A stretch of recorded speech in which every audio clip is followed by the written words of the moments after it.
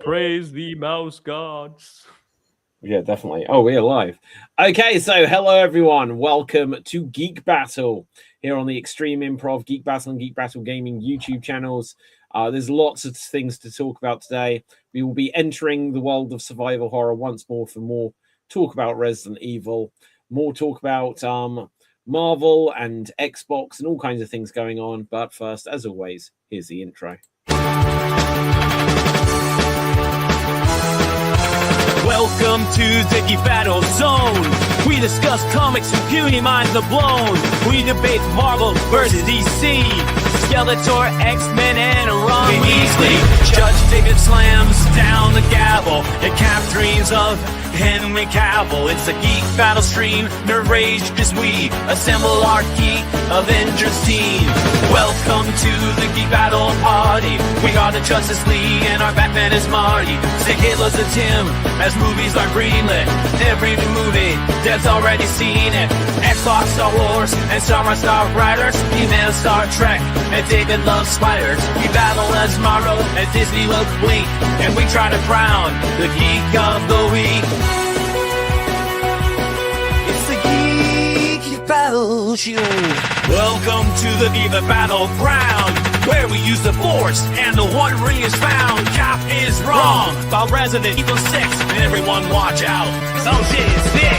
Gerald and Tim and Diz will try to win at the Geek Battle Quiz. David and Dave will confuse the crew as they dive in the TARDIS of Doctor Who.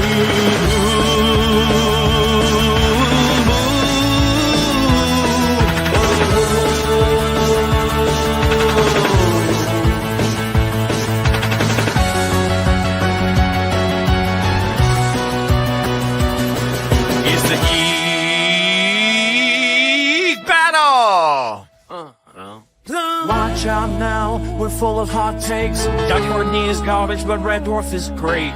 You love Sega, I love Nintendo, but in the Geek Battle, we are all friendos. Oh, it's a Geek Battle show. Oh, the Geek Battle show. It's a Teenage Mutant Ninja Geek Battle show.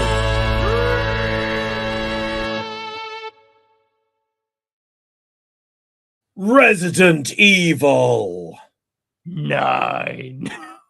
Yes. So, Cap, compared to Yes. last week, I have now finished. I have played through Resident Evil 9.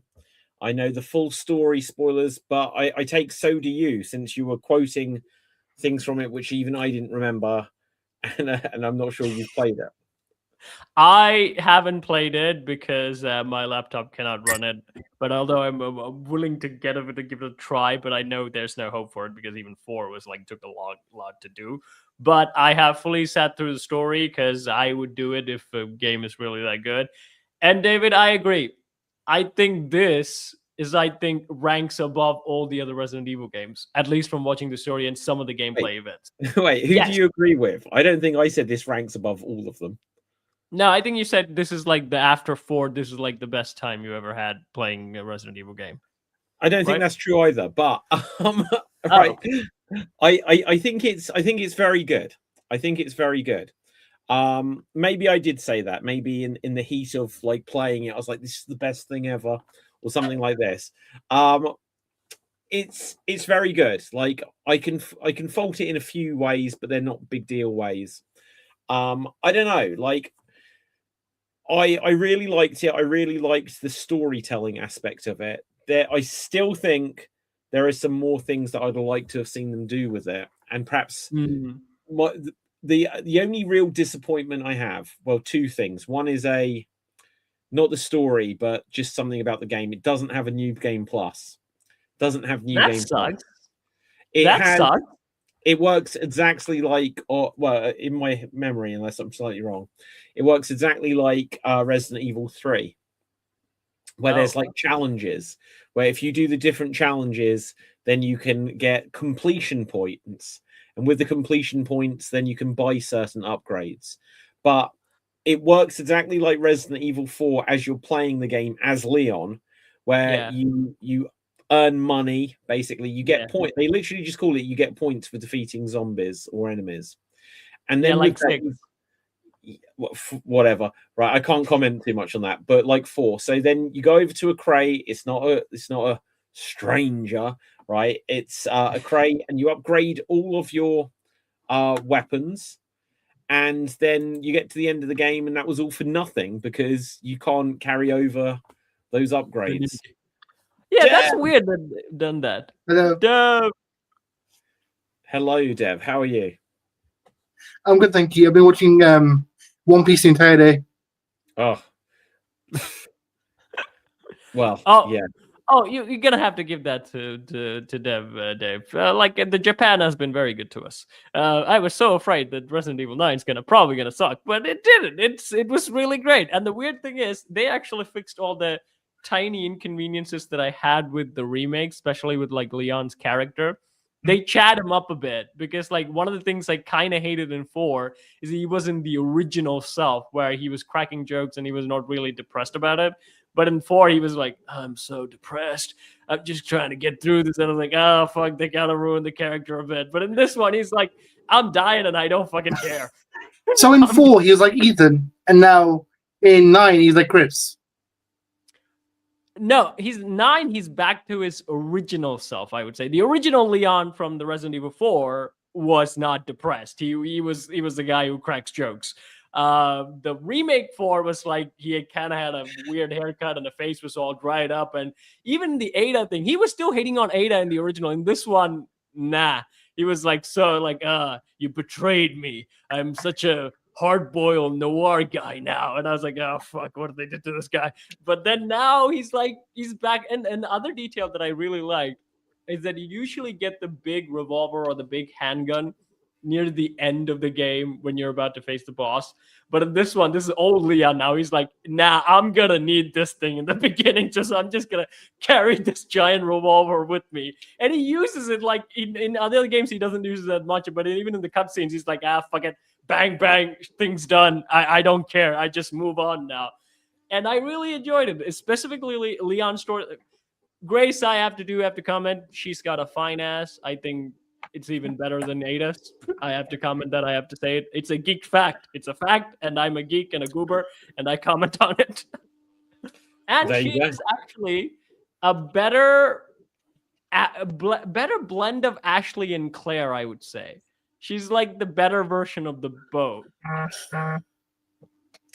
Okay. I don't think it was me. Right. Yeah. Okay. So a lot to unpack there. Although we won't unpack Grace's ass just for now.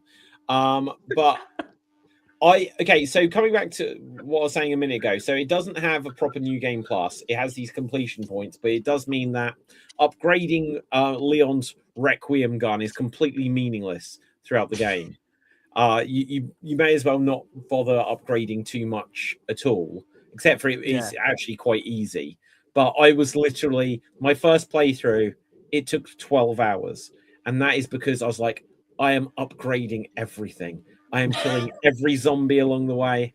And so then when I got to the end of it, I was like, oh, I did all of that for no reason. Because half of the things you could have run past.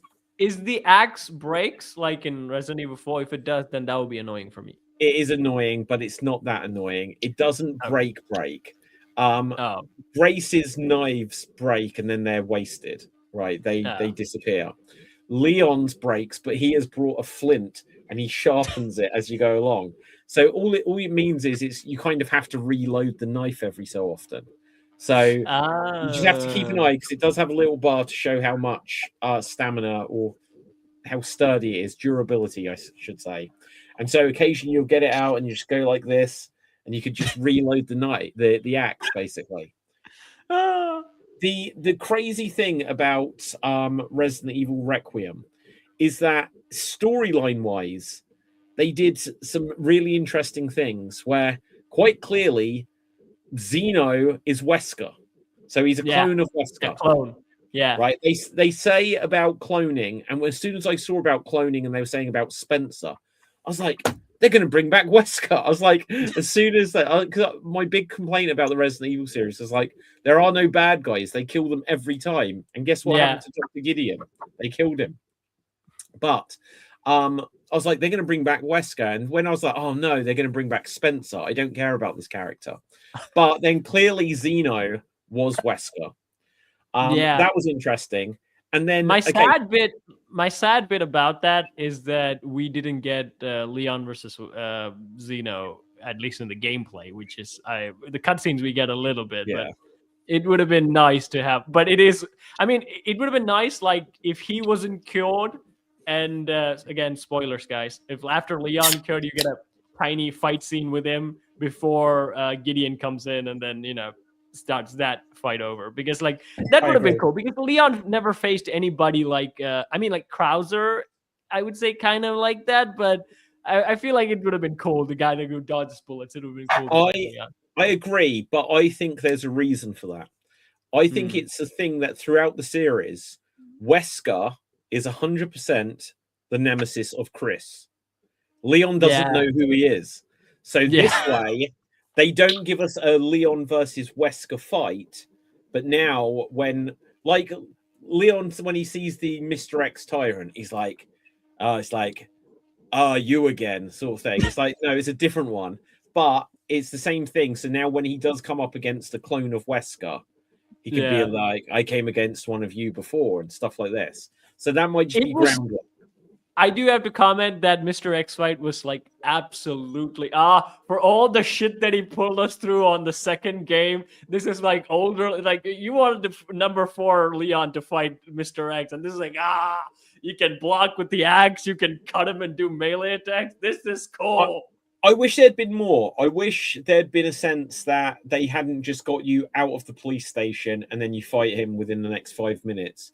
Because obviously you go on further. I didn't like that they brought back the orphanage or whatever it was from Resident Evil 2 remake, because it's not in the original Resident Evil 2, and I didn't care about the orphanage. And in Resident Evil 2 remake, the orphanage is the sneaking about section, which is boring, and in this one it's the sneaking about section, which is boring. So I was like, I don't care about the orphanage, but they should. And okay, so this is on nitpick things, but it was a very good game. I thought the idea of Leon going back to RPD, that is where the game should have ended. Because suddenly you're just in a brand new, very clean looking laboratory again, underground. It's just the hive, the nest, whatever, all over again. And it's like, this existed there, undamaged by a nuclear bomb. Oh my god, and how much money went into that? Like, they have like Umbrella decorated the whole place with like weird zombie statue, and I was like, what? You were like, we are going to design the greatest viral weapon ever. I need the architecture to prove it. I just think whatever the ending should have been, it should have like led into RPD and it just take place there, and all of the areas that surround it that they possibly could. They should have brought back all of the areas from Resident Evil 3 and 2 remakes, obviously, and just made it so that you're being stalked around that whole area, that there's new threats and stuff. But, they put in a new lab, and the new lab was cool in as much that suddenly it was like, wait, you have to kill humans. There are humans hunting you. I like that. I like that bit too. Okay, so the one-on-one fight, do you know who that was? Yes, I know who that was. You side character. You're not a match for Leon. Oh no, Hunk is like the original badass character of the Resident Evil series. That's this side character, and suddenly they've put him into the main storyline, where it's like, I've got he was like, hang on. It's like, I have the target in my sights. I'm gonna take care of him myself. And then he was just like, Leon S. Kennedy, we finally meet. And I'm like, yes, this is what this game is about. This is like bringing together certain ideas. It takes you back to Raccoon City. It brings back Wesker and means that proper Wesker can return in the future. Yeah. Not necessarily. Or they can reveal that Resident Evil 5 Wesker was a clone. Yeah, I think that's probably going to how it goes. I think he's going to be a clone. And you know who they needed to send to stop Leon? Tell me. Tofu. Tofu is in the game. Tofu is in the game.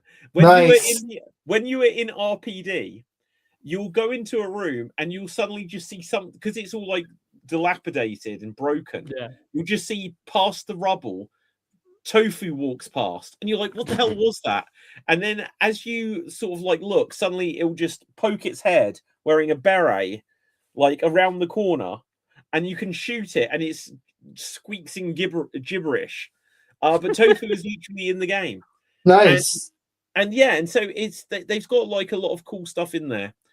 I think Dr. Gideon feels like wasn't the best boss because when you have the motorcycle chase, I was like, oh, that's how you get rid of Dr. Gideon.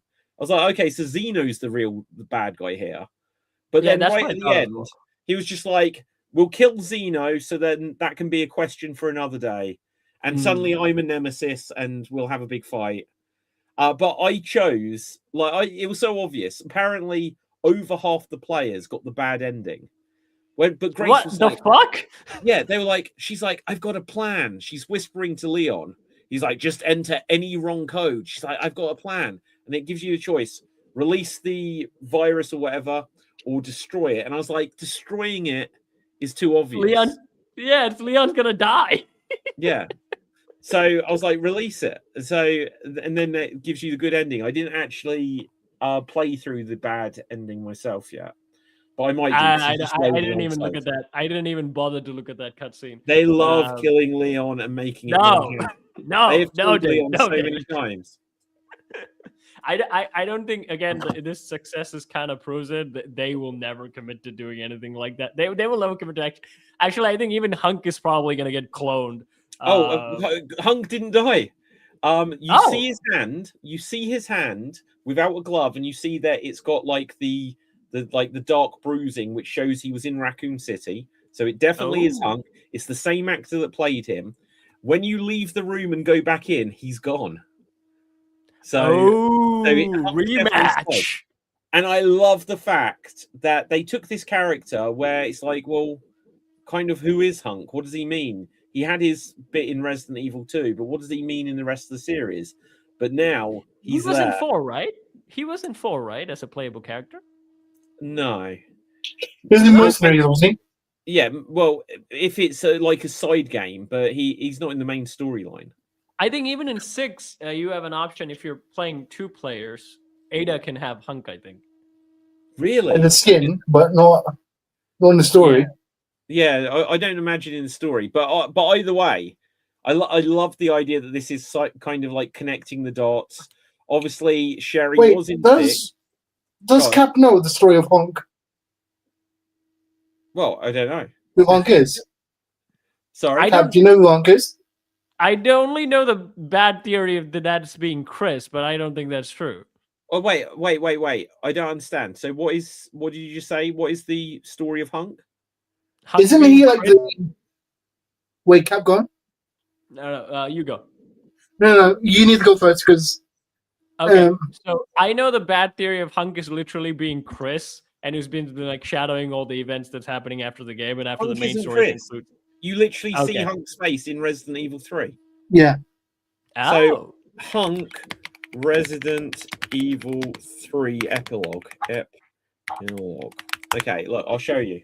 So when you do the epilogues, Resident Evil 3 has you can play it through like 8 times to get different epilogues of different characters, and it's just like single screens that come up.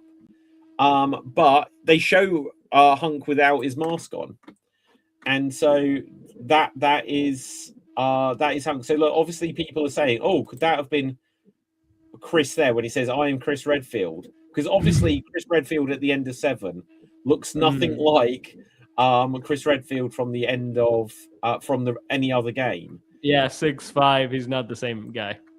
But let's see what it said here, because I can't remember. It says, once again, only you survived, Mr. Death. The chopper pilot speaks with a cold bitterness. Always only you survived, Mr. Death. The pilot continues, but Hunk does not respond to the pilot. He doesn't care.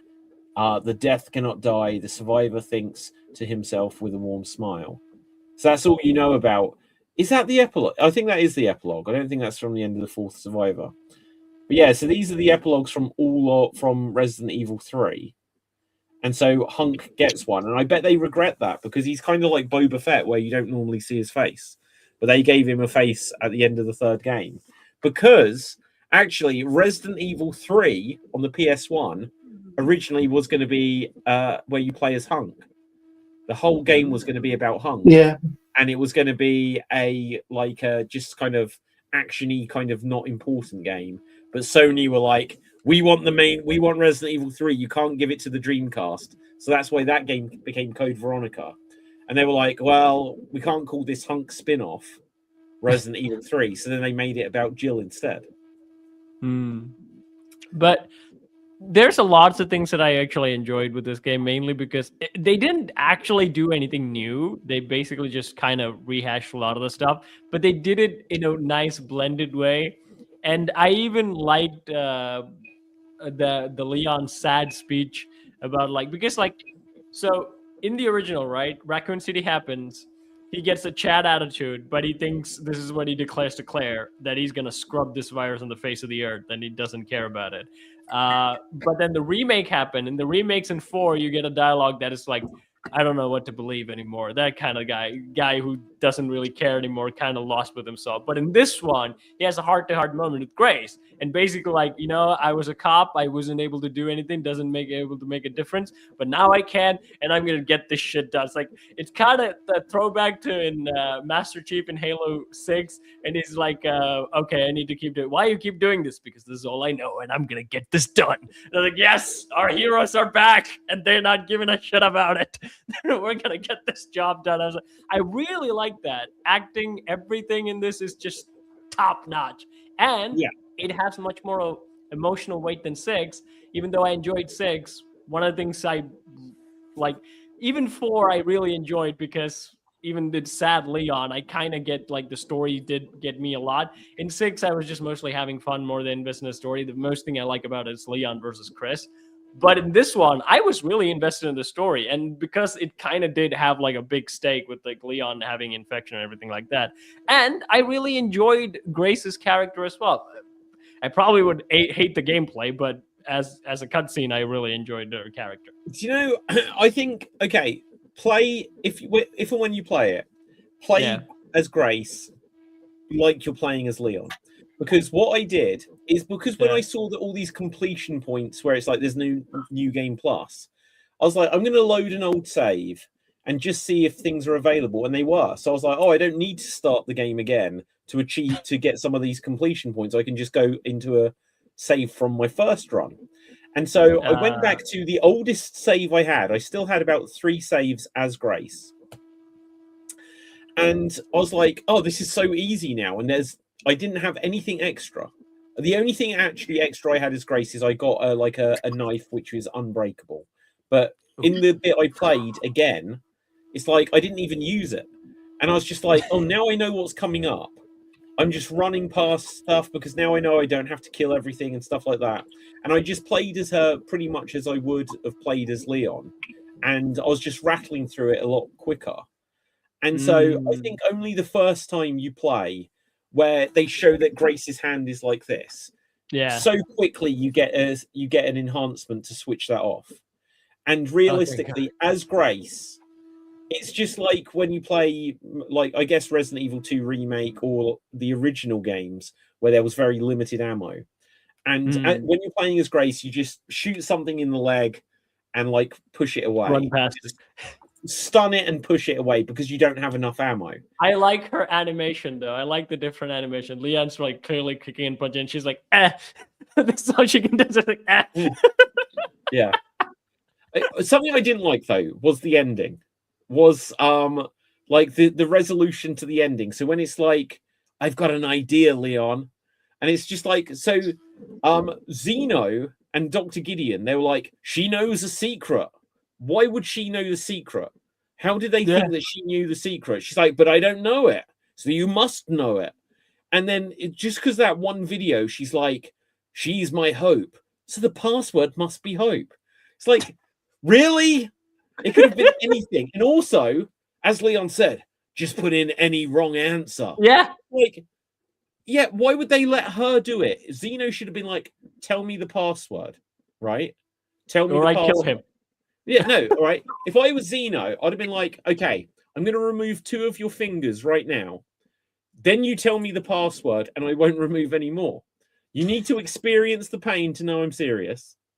Then you can tell me the password, and if it destroys it, then I'm going to remove the rest of your fingers and then your toes. But I'm going to do 1 a day for the next 20 days, basically. The funny thing is, they could have just showed, like, the way she figures it out is by watching her mom's floppy disks and things like that. That isn't even her mum. Yeah, her adoptive mom showed the videos. Alyssa, and like that, but you loser. But the funny thing is, Zeno never showed her that. He was like, okay, here's the password, type it in. He provided 0 context. If it weren't for Leon, he wouldn't have gone there and then actually figured it out. He would have been like, okay, Grace. Bang, the whole thing blows up. Yeah, the password is Grace. Yeah. Oh, but Chop that okay, out to one of the idiot villains. So they've announced there's going to be some new story content, and I hope the story content doesn't just relate to. It had a post-credit scene where you just see some guys dressed like Hunk be like, "We've got this thing" or whatever. And Hunk worked for Umbrella, right? I've got that right? Originally, yeah. So I don't know where. Originally, then he swapped places. Like he defected and helped the others. Well, when did he help the others? He was a bad guy in this. In this, or like in the original? So in the original, he wasn't a good guy at all. Was he? No. What happened? Who am I thinking of? That is used to be Umbrella. Yeah. But then decided to randomly help the Ada. heroes. That's Ada. Huh. So, with Hunk, he was one of the team that goes in to kill William Birkin. And when you see William Birkin get shot to death, and then he gives himself the G virus and turns into a monster, he then kills all of the army dudes that turn up. But the 4th survivor is that Hunk survived that attack. And then you have to play as him to escape and get to an extraction point, and you might have a sample of the G virus. I can't quite remember. And then what he does in any of the later games, if he's in 6, I honestly don't know. This is what I know of. I think this again, it could be just gameplay. Is that you can complete the story of 4 with Hunk, but basically more like survival mode. But then it's not the story of 4, right? No, you can't really do the Leon story, but you can do that in this. Like you can go to the places and just clear out the enemies. But isn't that just like a mercenaries mode? It's not like a story. Exactly like that. So like you have operation. Yeah, okay, but that doesn't mean anything because you can play loads of the games. Like you can do Resident Evil 2 with Chris Redfield. You can do like battle mode or whatever with Wesker on. Like Resident Evil 0 has got Wesker mode where you play it as Wesker and he's got like all of his powers and stuff. Nice. I need to play that. Yeah. It'll be on like not on the original on the GameCube, but then when they did the HD remaster, they added Wesker mode. But yeah. So anyway, so I hope that this tease that whatever they're getting isn't just for the DLC. I hope that they are purposely setting up something for Resident Evil 10 because right at the end, there was the guy go over to Leon's like, "We've got a message from Captain Redfield," and then they don't show it. I hope that isn't just something that will be in the DLC. It's like Chris turned up because he's got to be in it every time now. I think the ending shows that Chris' squad is basically coming, and that's why the Umbrella people they killed the guys who saved Leon at the end, and then they're like the Wolf Squad is coming, and we need to get out of here before they get there. I think probably it's going to be Chris. Kills the people that saved Leon. Yeah, they're all dead. I wasn't sure about. So that was those ones. Oh, interesting. Yeah, that's what I'm saying. Umbrella is fully back. I think this is it. Umbrella is fully back, and probably it's the original Wesker, and what Chris killed was the clone. And the other neatly wrapped up thing that I liked was what was I going to say? So in this one, Gideon was a throwback to Nemesis, right? Yeah. Why wasn't he that in the start of it? Why was it at the end he was shoehorned in as the nemesis, but in the start of it he was not like the nemesis at all? He was just a well, big it's donkey. because it was like a more developed nemesis. Because like obviously you have Mr. X, and then Nemesis can literally talk, but and then just search stuff. Yeah, and then this is like, well, he's got more control. Is Grace implanted? With what? The nemesis thing that he does, like the parasite thing that he does when he like I don't think so, because either way, they got the cure all, didn't they? Yeah. And How it's did like, we Sherry? got a dose for you, Sherry. How did Sherry get infected in the first place? Because I know this 100%. She got infected with the G virus, and then afterwards she can heal. And 6, she can get impaled and she can heal. Then I know she was experimented on, like she's one of those rare immune people. How did she get sick? So something that does actually bother me about this is when I was playing Resident Evil 9, at the beginning they make a thing out of everyone who survived Raccoon City was now being targeted for assassination. Yeah. And then that seemed to not really get mentioned after they first mentioned it. Because obviously it was then, I thought there would be like a nemesis that is going after Leon, going after Sherry, going after Grace because she's the daughter of Alyssa or something like this. And I was like, oh, that's why they brought Alyssa back, because she was one of the few survivors of Raccoon City who we could actually say, oh yeah, that makes sense. There was another person. But then they kind of didn't mention about why they were killing all these people. They were just infected. That's pretty much it. So anyone who was in Raccoon City, Leon was obviously... You think when you play the game, unless you play it absolutely flawlessly, you get grabbed or bitten or something at some point. Yeah. A green herb wasn't enough of a cure. Same as Sherry. You run, on that game, the zombies just vomit at her the whole time. Yeah, but for Sherry, it's different though. Like she's genetically... Like she's superhuman. She's infected with the G-virus. She was cured and she has abilities. Basically, okay, so does she have the abilities in Resident Evil 6? Yeah, she gets impaled and then she heals. Oh, okay. Right. Anyway, look, she can burn off. Yeah, go. No, go ahead. So she can burn off anything that gets infected of her. She's basically kind of acts as a cure for most viruses, except for the C virus, where she wasn't. But Jake was, who was Albert Wesker's son. But that's why I was like, how did this thing ever work on her? That would never work on her. It would have made more sense if it was Claire instead of Sherry. Yeah. Okay. Well, anyway, now.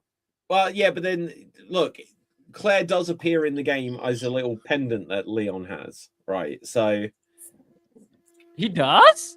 Yeah, like so just like it's a little charm that you hang on like one of your guns. It's like trusted companion. Doesn't say his wife. But no, I'm calling it. That's his wife. He's married to Claire. I want this so bad. I would prefer Leon ends up with Ada, to be honest. No. That's what the love story was in 2. Remake Claire is much better, and Ada's never gonna settle down. She's an independent woman. She's a free agent. She's a femme fatale. Leon likes the crazy chicks. You can tell it. He smoothed it up a little bit. He was weirdly enough, this game made me convinced enough to go the other route, like Grace versus Leon is also kind of a cute deal, because I feel like they shared more chemistry. Like she's a better Ashley than Ashley ever was, and that's why I'm like, you know what, it'd be fine if Grace also hits on Leon. But I am really worried, David, that his wife is end up being Ashley. That's like, no, that's like the dark timeline if that was the truth. We just know that when Leon goes home, he has Claire, Ada, Sherry, Ashley, Helena, Grace all waiting for him. And then check this out. And it's like, so Leon's always got like a different love interest. Yeah. And then Chris's love interest, obviously, is Jill. Yeah. Jill and Leon have never met. Yeah. So except in the movie. So in the next game, Jill meets Leon, and she's like, she just quotes Punk. She's like, Leon S. Kennedy, we finally meet. And then you just see Chris, and he's like, no! The bloodlines continue. They're suddenly holding guns at each other again. Leon and Chris. But you know, actually, I think Leon is officially the main character of Resident Evil with the most playable appearances and all significant ones, because he's playable as the main character in 2, 4, 6, 9, and Gaiden, right? Whereas Chris is the main playable character in 1, Code Veronica, Revelation. What's that sound? I don't know. Me typing.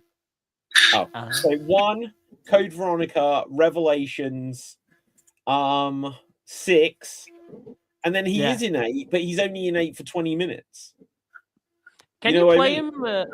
Yeah, you can play him as in Ethan's game, right? The vampire game. You can. Yeah. That's 8. That's Village, but you literally play as Chris for 20 minutes. So, I think Leon has overtaken Chris as like the series. Oh, did I say 5? So 1, Code Veronica, Revelations, 5, 6. Yeah. So they've got 5 games apiece actually. 1 is Revelations, 1 is Gaiden. Oh, so they're even. They're even basically. Except in movies, Leon has a beat on him than in movies because like there's there's just 1, a moment, 2. I think only Chris appears in one. Just a moment.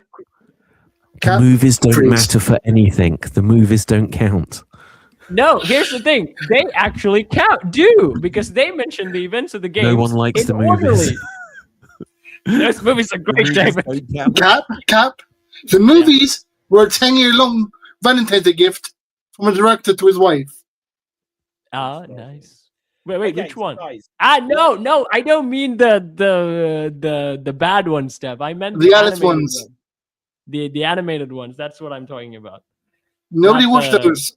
It's actually no one watched those. No. The weird thing is though, that's how I got into Resident Evil in the first place. Don't ruin this for me, guys. Well, look, here's the weird thing. Lots of people have pointed out that the whole idea that Spencer may have suddenly created this cure for all of the viruses goes against what you knew about the character previously, especially in Resident Evil 5 and the Lost in Nightmares or whatever this spin-off, like the download content where you play as Chris and Jill. And so it might just be that Resident Evil 5, where Spencer was, absolutely no regrets, they might change that in Resident Evil 5 remake, right? And so if they've made this change now, the idea that they're always going to stick to what the movies have said, I think is unlikely. I think they'll forget them as soon as they feel that it's an inconvenience. The funny thing with the movies, again, even the Resident Evil timeline doesn't Chris looks so much younger in the movies than he did in 6, but one of the movies takes place after 6 and he mentions the events of the 6, but he looks because the movies are so accurate with casting. Look at Leon. The funny thing, Dev, is because like he's so young and so different from his 6 personality, and he mentions Pierce and the sad PTSD, and I'm like, is that you? I don't think that's you. Yeah, but Cap. Yeah. Look at Leon. Is that accurate to the games? He just gets more handsomer every game. I mean, like the first movie, he looks like exactly like the model from 4. The first one, he looks like exactly like. But welcome to Raccoon City. But that's not canonical to the games at all. Is it not? Welcome to Raccoon City. It's its own. That's the second series of live action ones, right? Well, yeah, that's yeah. So Welcome to Raccoon City. It's not the Mila Jovovich series. It's the movie. It's the live action movie. Oh, it's the one with Beck in it. Oh no, it's the one that Leon looks like Cap. Yeah. So the idea is that the Mila Jovovich movies are their complete own thing. They're great. Yeah. Welcome to Raccoon City is its complete own thing. The games, the original timeline, so weirdly, the original timeline would mean that the games go Resident Evil 2, 3, Code Veronica 0, 4, 5, 6, and then did 7 come out before Resident Evil 2 Remake? It did, didn't it? So I think technically the original Resident Evil series ended with 7, but then you'd say 8 is still part of it, because then they started doing 2 remake, because the original remake, it doesn't really contradict what happens in 2, 3, 4, etc. But 2 remake, 3 remake, 4 remake, they do not marry well with the original series anymore. I do have to ask: is 3 happens before 4 or after 4? 3 happens at the same time as Resident Evil 2. So when you play Resident Evil 3, the first half of that game takes place before Resident Evil 2. The second half of that game takes 24 hours after Resident Evil 2. Okay. And then Resident Evil 4 is several years later. Veronica takes place after 4, right? No. Resident Evil Code Veronica happens 3 months after Resident Evil 2. Yeah. But Leon has a cameo in that one, right? He makes a phone call. Yeah, a phone call. That's it. So the idea is Leon's story is basically like this. So he survives 2. He becomes Sherry's. Yeah. He becomes Sherry's guardian, and then he starts working for the government. And then after some missions with Krauser, he gets sent to save Ashley. But then when he makes the phone call in the cameo, he's working for the government. Was this after that or before that? Code Veronica happened several years before Resident Evil 4. Oh, so it's freshmanly. So the weird thing is, Resident Evil games first came out in 1996. And they were set in 1998. And then very quickly, by the time Code Veronica came out in like 1999, or maybe the beginning of 2000, it was like, oh, this was set in the future. Now it's set in the past. And then they did the game on PS2, which was Resident Evil Dead Aim. And it was set like in 2003. And it was just like, there's a zombie outbreak on a cruise ship. But then Resident Evil 4 was suddenly like, oh, it takes place in 2004, 2005, whenever it is. And it's just like, Umbrella's defeated, there's a new virus, zombies can still talk. And it was just like, they just skipped it. We spoke about this a week or two back. They just skipped over the defeat of Umbrella because the old games were just going so slow through the events that they were literally like, this is several years later. It's a fresh start. Basically. I've been saying for years that they stole the idea for Resident Evil 4 from Scooby-Doo Zombie Island. Really? It's terror time again. Because it was so not Resident Evil. It was like... Because it was meant to be Devil May Cry. That was 3. No, 4 was Devil May Cry. No, Resident Evil 4. When they started making it, they gave it to someone who was like, oh yeah, Leon's got special powers. And they're like, make this its own game. It's too different to Resident Evil. And so the original version of Resident Evil 4 became Devil May Cry. But the weird thing, look, when you play Resident Evil, the biggest influences on it is like Night of the Living Dead. And then like a few other things thrown in there, you know, like The Fly and stuff like this when you get the creatures at the end. And, you know, Jaws, obviously, you get a big, shark and stuff. So there's a lot of influences on that. The second and third one absolutely are based on the Terminator, with the stalker characters and the hunting you down and all this kind of stuff. Resident Evil 4 suddenly went with the idea of like mind control, Los Plagas. So it was like The Hills Have Eyes, and suddenly, well, literally, it got like the chainsaw dude with the sack on his head was Leatherface. And so you can see lots of the different games where it's like, yeah, we're just gonna have crazy mountain people basically go after you. And it was okay. Well, which horror movie do they punch a giant boulder? None, basically. Because I want to know where the fuck they got the idea from. Sisyphus? God knows where they got the idea for that from. Indiana Jones, Sisyphus. Well, but like in Resident Evil 4, there's also a giant statue that chases you. It's like they had a lot of crazy ideas. But that was another horror movie where like a giant colossus chases the main character. That's not your movie. Yeah. I can't remember what it was. I'm sure Resident Evil innovated a few ideas themselves, and one of them might have been a boulder. Yeah, no one's done a boulder before. Or was it? Well, do you know what? There is a giant boulder in Resident Evil 1, and that basically is Indiana Jones, a boulder chasing you. Not chasing you. By the way, that Golem scene isn't in the remake, is it? No. Is the Golem in the remake? I don't think no. so. No. Do you see something like it? But it There's doesn't. a statue. Yeah, you see it, but you don't fight it. Like you don't run. Yeah. Like Because they were like, "This is ridiculous." The dog is in it though. The dog is in though. What dog? There's the a dog one you you can can pet. save that will come and help you. Oh yeah. That's good. Now, Here's something about Resident Evil 9 is that there's hardly any different types of enemies. They are all zombies until they are all from 6. They just rehashed from 6. They are all from 6. But like, so I don't even know quite what the explanation was as I got through it. I was like, so why were these people infected and they could still speak? Because then when you go back to Raccoon City, obviously now they can't speak because they have to be the old style zombies. No. So these are new. The one where Leon goes, because the people have been coming back to Raccoon City and they have been doing stuff. But none of them ever speak. When you get to Raccoon City, like you do get the guards that have, the BSAA that have still got like machine guns, but none of them speak once you get back to Raccoon City. So I think the idea is that these are people that, because they say you see some zombies crawl out of the ground, and Leon's like, "There's still zombies here," and Sherry's like, I thought they would have all been killed. And it's like, you can't just say I thought they'd have all been killed just to excuse the facts that to acknowledge.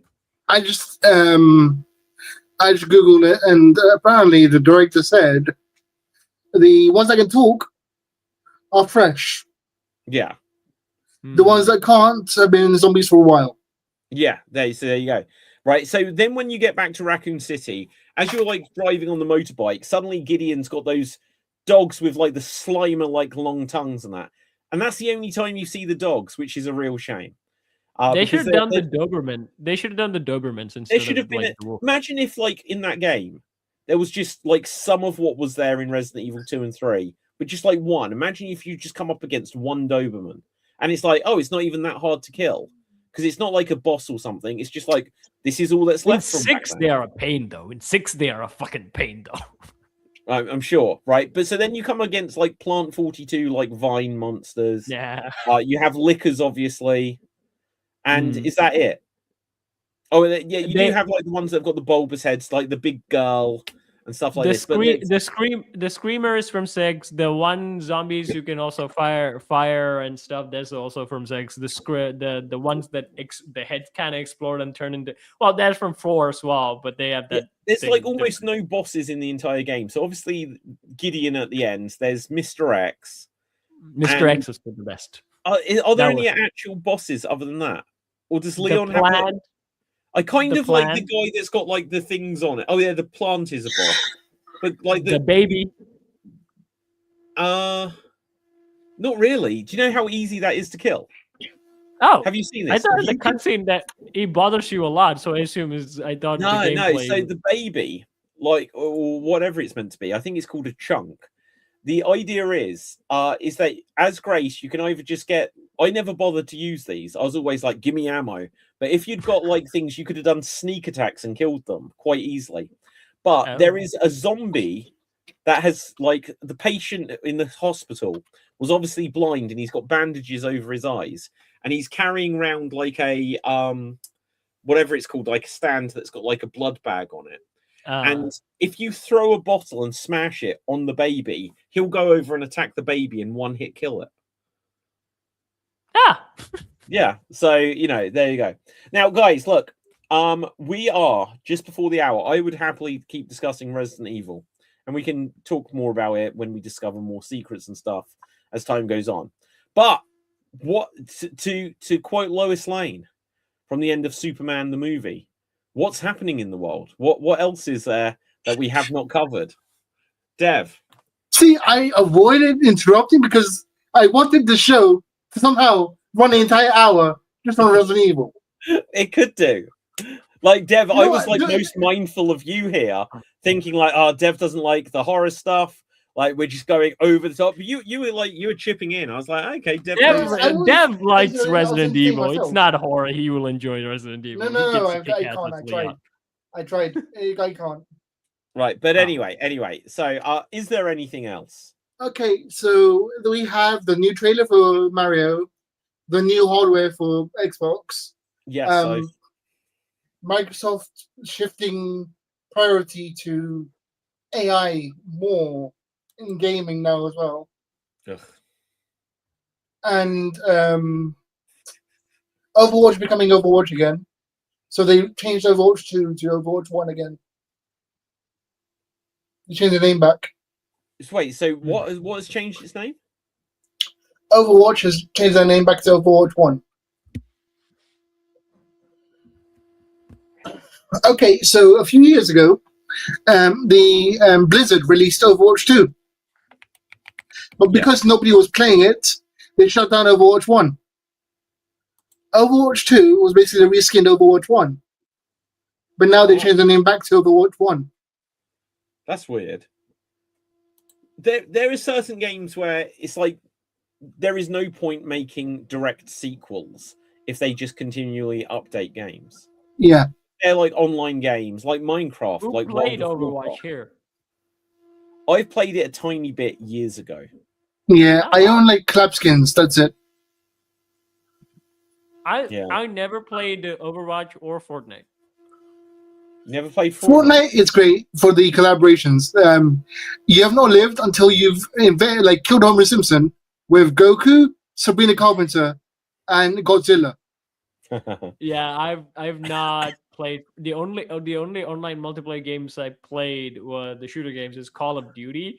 But other than that, nada. I played a lot more of PUBG than I played of Fortnite when they were first a thing. PUBG was better for the community, but Fortnite was more fun. Especially if you played no build. If you played no build, it was great. Well, but the buildings ruined it for me, basically. What, no buildings? Yeah. Oh, really? So, what, just like people beat snipers in Windows?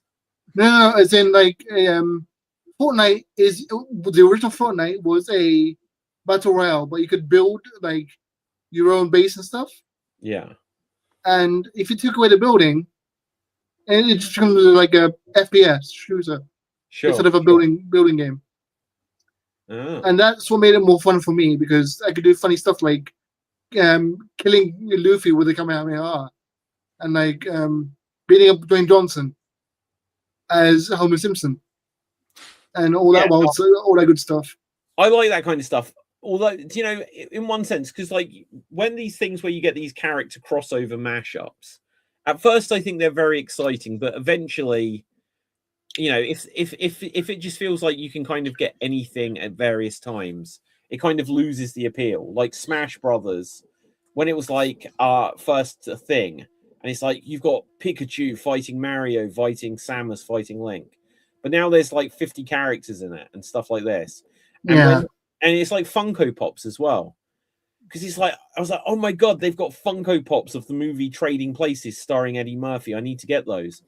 But then when they do Funko Pops of literally everything, I'm just like, well, now I sometimes think that too much choice actually is a bit of it puts me off a little bit on things. See, the way that Fortnite combats that is every skin is only available for a limited time. Yeah. And they hardly do have the repeats. So we'll never go wrong with choice. For example, as soon as the guy in my left corner here, the lizard from Hopper, came in, I had to buy him straight away. Because I know he'll be leaving soon. Because he's only there for like a week. But so when you say he's only there for a week, can you use him in a month's time or a year's time? Yeah, you can only buy him for that week though. So say I want Homer Simpson and that's come and gone. Yeah. But that would make me want to buy the game in a year from now. Are you saying there would just be no way for me to ever get that?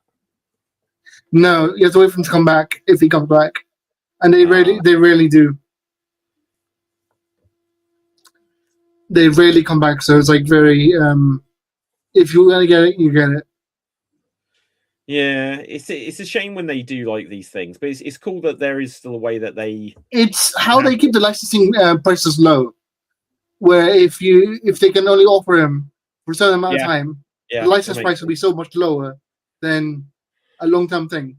Like for example, I'm pretty sure they can get all the Warner Brothers stuff for pretty cheap now. I assume. And about that, do you know? Did you know hear what happened? What happened? What happened? Paramount fucked over Netflix so much. We They talked offer about this. 10 times the money. Yeah, so Paramount are now buying Warner Brothers and not Netflix. Yes, because they offered 10 times the money Netflix did. And But Netflix Where did they get it Netflix from? has already agreed it, right? If I was Netflix, Yeah. I'd be like, "Sorry, Bob, And you've sold they it." got It's fined. sold They now." got fined 20 million, and they were like, "Go pay that as well." Wow, that's crazy. Imagine that, like, no, we already made a deal. We're gonna sue you. Fine, we'll pay the sue money. Where do they get this money from? What is this Paramount? They own ChatGPT. They own all the servers. Oh, like the AI stuff runs on. I'll be honest. Like I liked the idea of Netflix buying it because I was like, they're going to make Justice League too, you know. But I saw this thing the other day suggesting that James Gunn may be leaving the DCU very soon, right? Which would be, I don't know, probably a good thing. But it's just like, what's going to happen to everything Warner Brothers now? Because what have Warner Brothers got? They've the same thing happened to the Snyderverse, David. Bupkis. What's Bubkiss? So, meaning nothing. They're just gonna. They're just nothing. But do you know why that rumor came about? It's like, for now, it's unsubstantiated. But the moment that Netflix bought Warner Brothers, Snyder started spamming Instagram with posts of him. Yeah, and just all stuff. the black and white shots from his movie that people saying is like, Snyder, what are you doing? Yeah, and so everybody took that and ran. Do you know? I hope that Paramount having it, because I just see like Paramount Plus sucks, and it's like, okay, so Paramount Plus will now have the Warner Brothers stuff, so it might be good. They're combining Paramount Plus and HBO Max. Oh, thank God! Right, but I call it Paramax. Paramax, I like that term. But like, if Netflix had got it, I just feel like so many things they wouldn't make. Netflix makes really good shows, like Stranger Things and Cobra Kai and whatever else that they took on Cobra Kai after a while. They didn't originally create it, but like Squid Game and that movies though, I think Netflix haven't made 3 good movies. Except for Bright. I would die on that hill. Bright was. I didn't like Bright. It might be all right. I didn't finish Bright. Was the problem. I liked Bird Box, and that was like their first big movie. Yeah, like I'll make the joke of I'll watch a Netflix movie if Ryan Reynolds is in it. Shit, what Ryan Reynolds films have Netflix made? It was Red Notice and something 6. Wait, Invincible 6 or Red something. Notice? Wait, you enjoyed Red Notice? Yes. Huh. Gal Gadot. Okay, that I understand, but it's only one shot. But yeah, so I don't know. I hope that Paramount having Warner Brothers means that they actually continue to make something, you know, good out of. If they've got Lord of the Rings, if they've got Harry Potter, if they've got Marvel, not Marvel, DC. The really annoying thing is I know exactly what they're planning, and this is going to be a legitimate thing because this can't get me sued. Okay, go for it. So they have access to every AI server. Yeah. They run the data centers and stuff. What Oracle, the owners of Paramount, want to do is to use the knowledge they use the data they have in the data servers from the AI usage to create personalized ads for users. But Deb, I thought Paramount was going the opposite route of Netflix, where they're like more focused on theatrical releases instead of streaming services. Is that true, or is that that? Yes, no, both. Mm. They want to do both. They want to quote Wesker because we're still Resident Evil, with the Resident Evil podcast.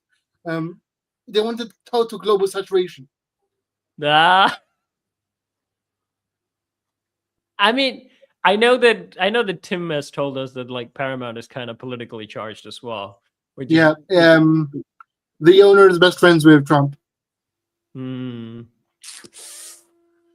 Ah. But I look, hate these. I hate these. Like I've been saying this there. Like when 2015 happened, movies started to suck. When Harambe died, the world ended. when who Yes. died? I would, Harambe, when Harambe. I don't know what that is. the gorilla. Okay. So All in right. 2016, a gorilla in a zoo was shot, and that destabilized the timeline, and everything's gone to shit ever since. Wow. And Yeah, what okay. go No, ahead. go on, Go on, Ken. Dave. No. Now, what I observed from media is like on 2015 onwards, most of the movies kind of started to suck because they kind of did weird political angles in movies that didn't make sense with political angles. They could have I still agree. done the political angles. They could have done it with better writing and things like that, but it went batshit crazy and it didn't make sense for most movies. And again, this is not me saying that don't include politics in movies because I don't think that's possible because everything's kind of, you gotta express your worldview and everything in politics, and politics has been a part of movies and TV shows for a while. It's just they've been written very well that best suited to the stories that they've been doing. Look, let me give you a quick example on that where I would say, so if you watch Planet of the Apes and at the end it's like, damn you blew it up, it's like commentary on like where we're going in the world, nuclear war, stuff like this. Same with Terminator, especially Terminator 2, stuff like this. If you said to like the average person on the streets, like, oh yeah, like what's the political global message about Terminator 2, they'd be like, what? Hasta la vista, baby. And it just wouldn't be a thing, you know. It just wouldn't be like part of it at all.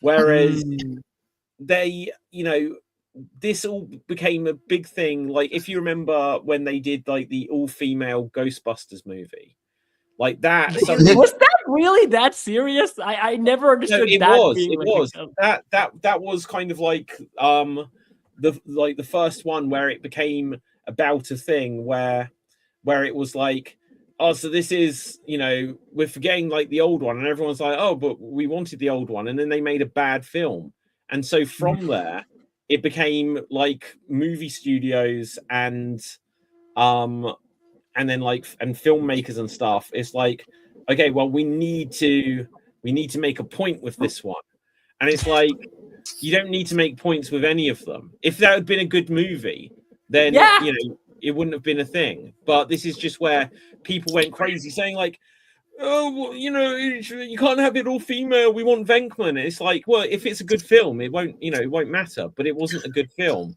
But because it was like the famous film, I think it was because of Ghostbusters that they actually took off so that you couldn't see about likes and dislikes on YouTube. Do you remember this? Oh Yeah. It was because now everything gets like it's review bombed and stuff like this.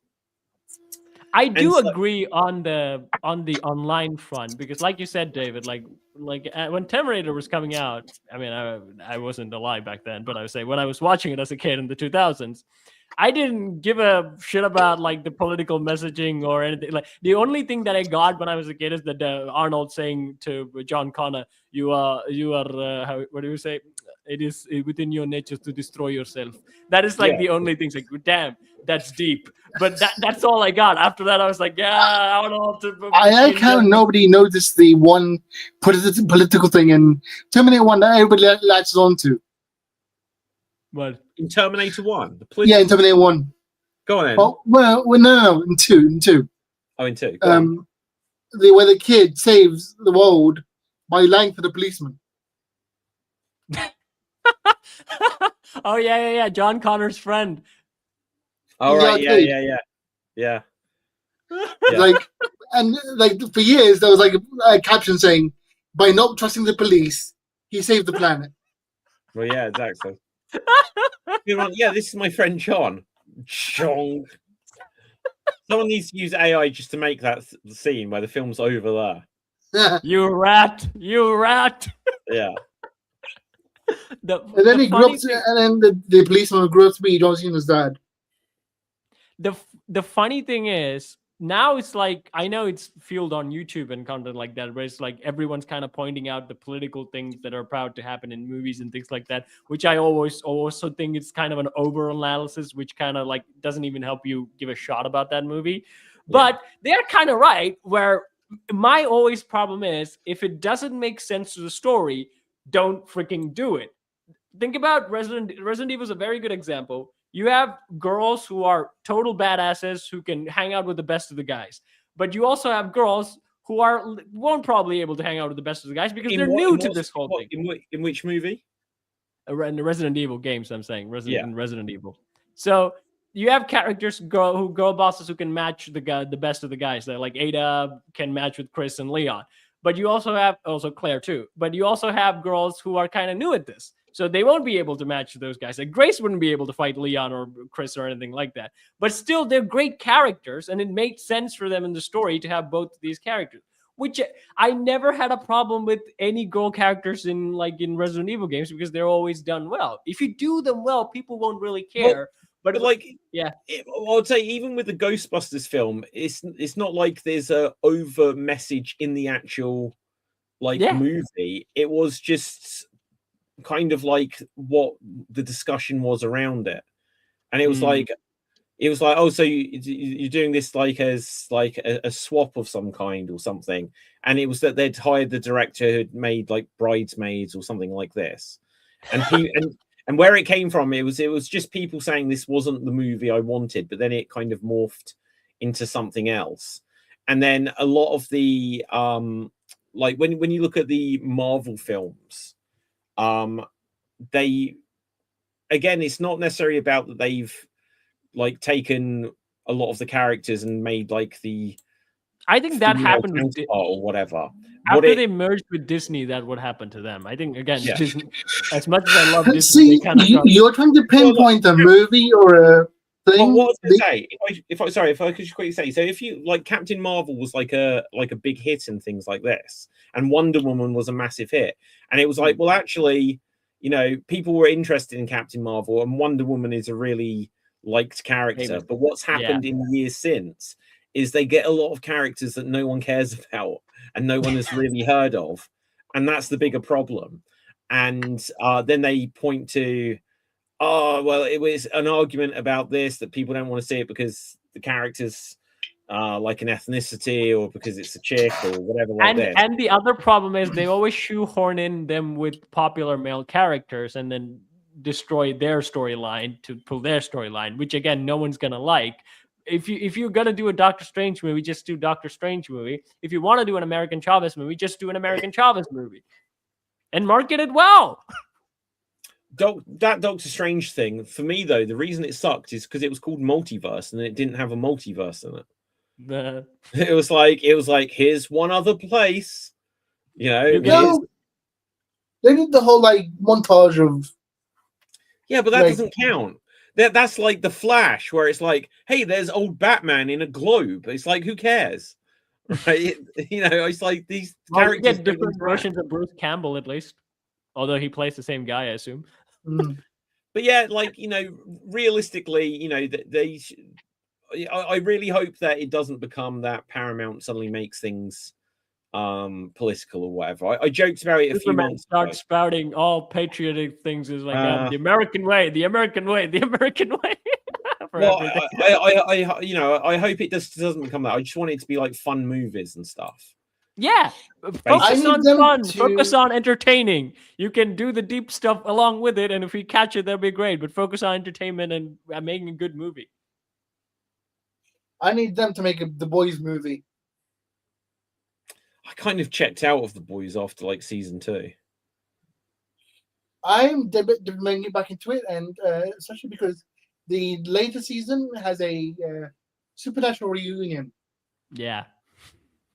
I mean, I think what I liked about The Boys was because it was so oh my god, it's so everything that the Avengers Marvel isn't kind of thing. Yeah. But then even by the second year, all of these things like Saw, they're like, we were shocking the first time round, so now we need to outshock what we did before. the weirdest and the funniest thing to me is The Boys is a superhero movie written by a guy who hates superheroes. Well, Yeah. that doesn't Same surprise as me when you watch Invincible, right? Same as Invincible, right? Yeah. And the whole gimmick is like superheroes are fake. They're manufactured. They're evil. Like they're all bad.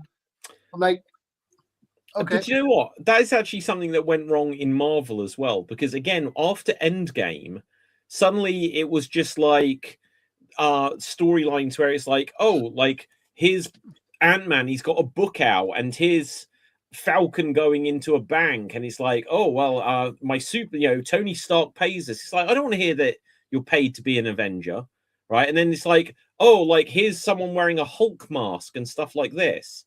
It's like, oh, we learned about, yeah. It's like it suddenly took it into this idea that they aren't just super, and like literally in Thunderbolts, it's like, oh, who is it? Like, Copyright the name. yeah, copyrighted the term Avengers. Oh, we should be Avengers with a Z. It's like, who thinks about this when they're like meant to be heroes that are selflessly saving the world? And I just think you should keep all of that aspect out of these stories. There's no need They for forgot the core fundamental. Again, that's why, again, I'm gonna go back to Resident Evil 9.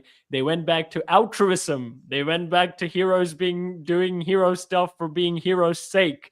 I'm gonna get the job done. I don't care for the rest about thing. I don't care about merchandise. I don't care about my public social media appearance, and I don't care if other people hate me because I'm just gonna do the right thing. Yeah. This has been completely faded from heroes and characters, everything that has actually come out recently. And I would say Invincible gets away with it a little bit, but for a person who actually really enjoys like Justice League and the old cartoons and things like that, Invincible bothers me in some ways that I just can't overlook, because I know it's by the guy who doesn't like superheroes. So he's trying to do what superheroes won't do in this situation. Oh, we have a vulnerable superhero who always cries. It's Mark. He doesn't win every fight, but he cries because he's emotionally available. Oh, that sounds Loser! like You're a loser! You loser! Yeah, exactly. It's like Doctor Who. Like the most Shooty Gatwa cried in every single episode, and it meant it was meaningless by the second time. It's like, why are you crying?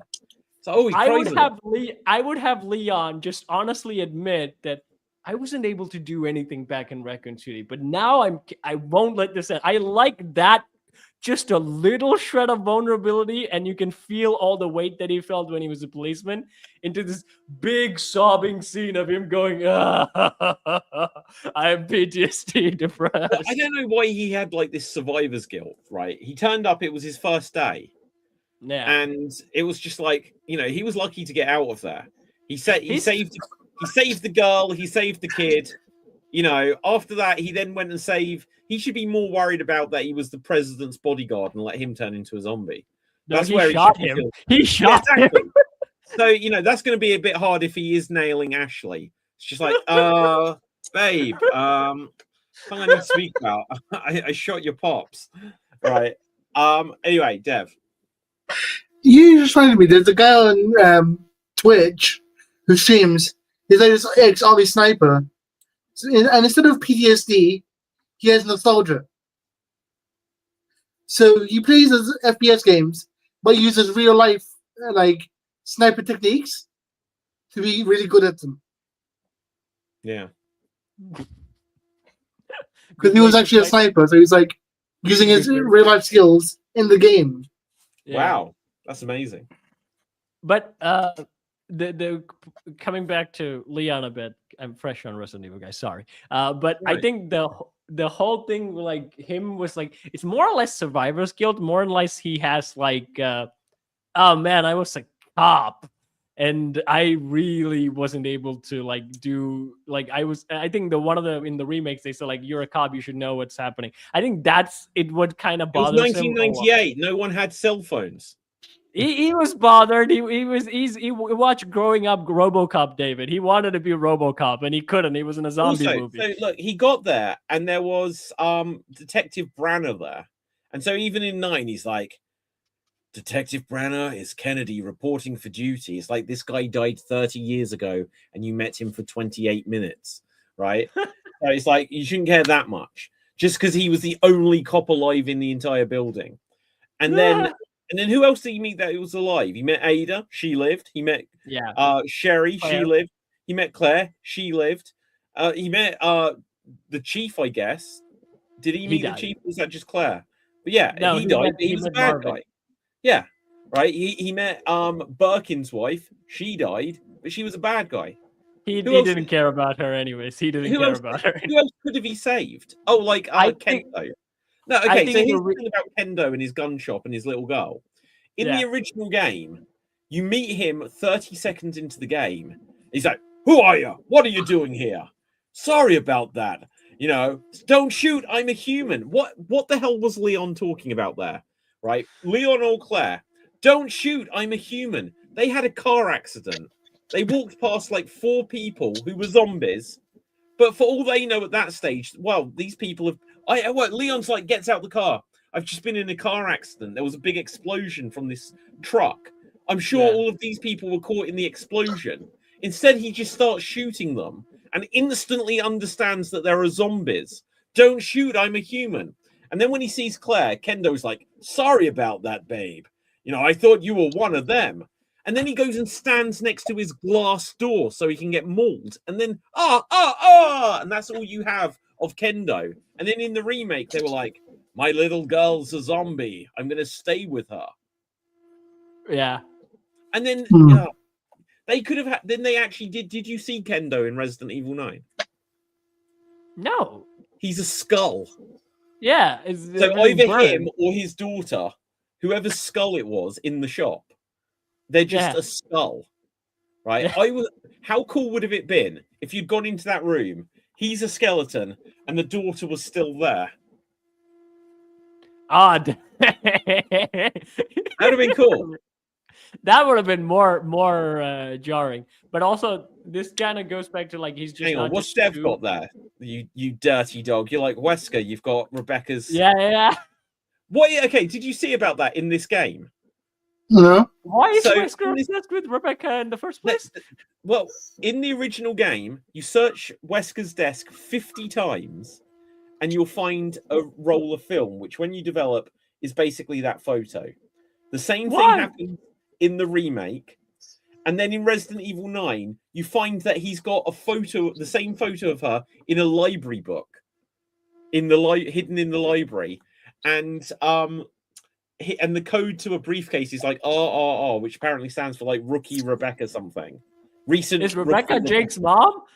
I would love them to do more with the character than Rebecca. I hate the fact that I've never seen the movie she's in. She should have never been brought back into the movie, because for me, for years, it was like, what happened to Rebecca after Resident Evil 1? She's the main playable character in 0. What happens to her after 1?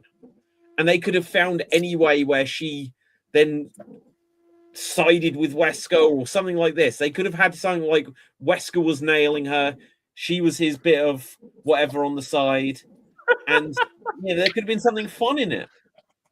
She's in 2 movies. She's in Resident Evil Vendetta and also Death Island. Death Island, she was as much doing it. But in Vendetta, you get a knockoff Wesker who's not Wesker, but like kind of obsessed with Rebecca, which I felt like was a nod to Wesker, who's want to like put her in a wedding dress and was gonna zombie marry her, I assume. So I never understood like what's the thing with Wesker and this girl. Who is this? He just fancied her. Right, he fancied her. Right, guys. On that note, I think we should begin to wrap things up here.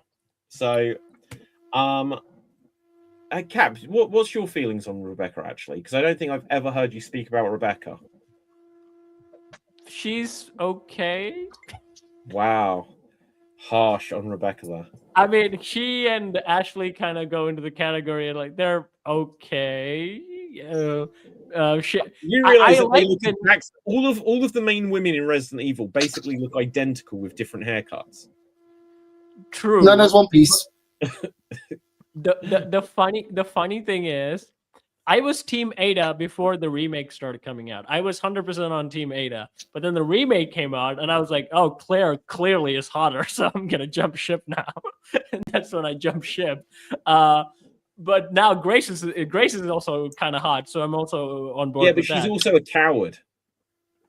Yeah, but she cares for Leon, David. She bravely, come on, Leon, get up. She got pissed off at Leon and left him for Gideon halfway through the game. Yeah, but then she comes back. That's the important bit. You don't care about the relationship gone screwed. Well, now he knows how Scott Pilgrim feels. The what? How who? The what? Now he knows how Scott Pilgrim feels. Being left halfway through for someone named Gideon. But here's the thing though. Sherry, I like the new Sherry model. Than the one we're from like in 6. I like the new Sherry model. I think she got taller, which is weird. What was I going to say? Since this is Resident Evil Battle, I had a question. Yeah. I've only played Marvel's Capcom 3 or whatever, so I only know bits and pieces of like Nemesis and Claire Jill. and stuff. Jill. Yeah. Why is like Jill a cyborg? She isn't. Like I don't know what they do in Marvel versus Capcom 3.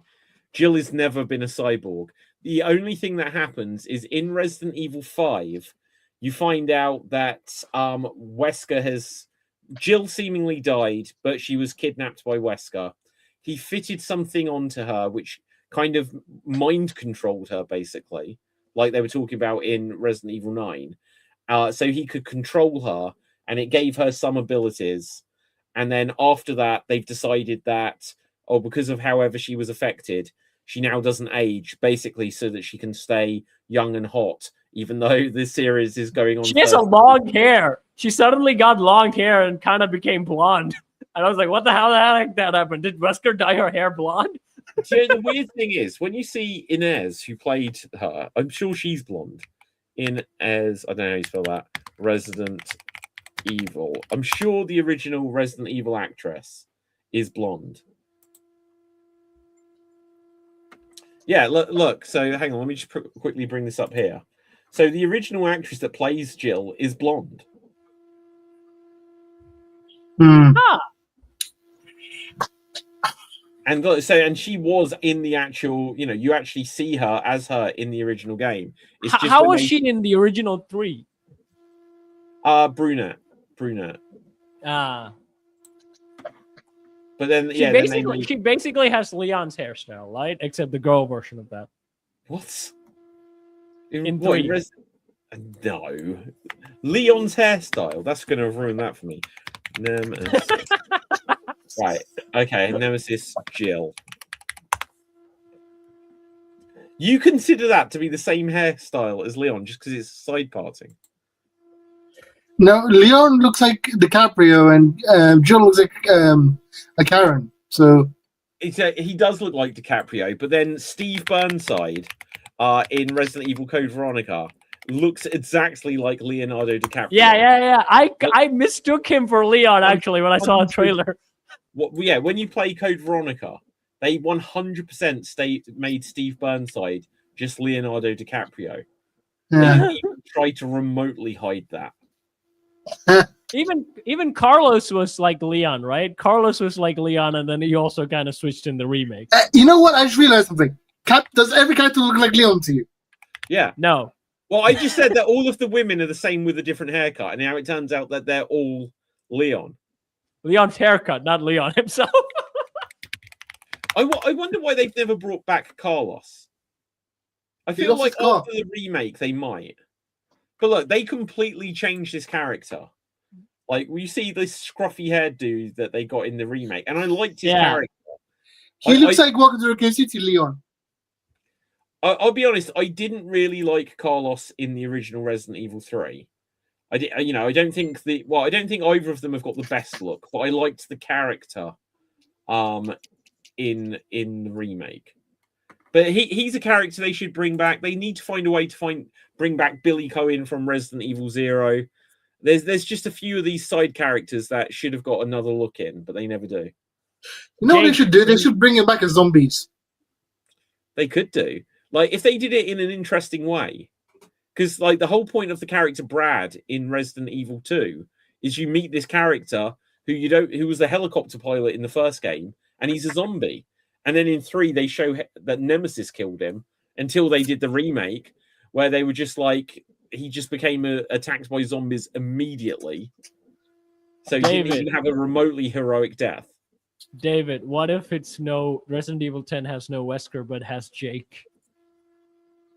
I'm going to play 6 at some point this year, just so I can know what the story is here. I played all the way through as Leon, and I'd kind of really had enough of it. I tried to then play it as Chris. I didn't get too far into it, and then life got in the way. On Chris's gameplay, I beg you, choose Pierce. Just choose Pierce. You'll have more fun. When it was original, you didn't even get to play as Ada from the beginning, but I know you can nowadays, right? Yeah. Which pairings would you say to do the ordering of Resident Evil 6? Who should you start as? Technically, the story starts out with, I think, Ada. Technically. But she wasn't originally in it, so she's downloadable content, right? So take her out of it, right? If I take her out, Chris is the very start of it. It happens before the attack that happens on the White House. Chris' story is the one that actually starts it. He's the one who, before even the attack on the White House happens, Chris' storyline happens. And then is it Leon or Jake next? It's Chris's story, and then Leon's story, and then Jake's kind of trapped in the middle of it, and they kind of all interlace in the final China battle. Right, guys, we're gonna have to wrap things here, just because. But David, my last account, when you're playing in Chris's story, please play as Spears. I beg you, just do it. Okay, for what reason? For what reason? You get a better gun, and you get to do different things than what Chris would. Okay, I'm definitely playing as Chris, but we'll see. Right. So, guys, let's find out where we can find everyone on social media. Dev. You can find me on Resident Evil Battle next week. Okay, Cap. You can find me on Sword Beats, where I sing and dance, I throw myself in a bucket, and I work with puppets. And you can watch What If the Lion Kings Was As Humans, which has been going well. And also, there's a short where I'm reacting to a podcast episode where they make a unique observation about the Lion King accents. And I made Mufasa and Scar react to it. So go check that out, and you can see me on here on numerous shows.